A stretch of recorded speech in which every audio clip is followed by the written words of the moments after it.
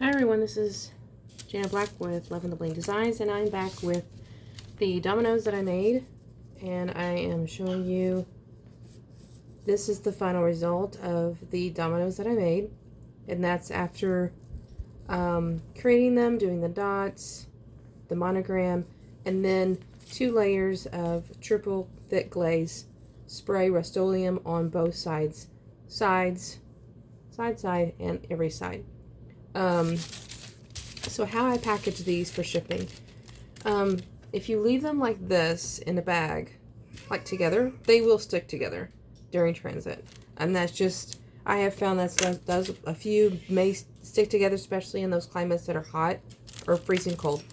So what I do is I take a piece of just parchment paper from Dollar Tree.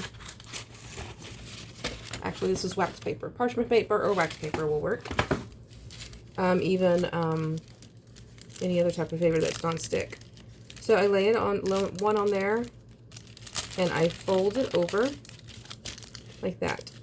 Put another one, fold it over, another one, fold it over, and you get the idea. And you go ahead and fold it over to the end, and then you have these little blocks of dominoes.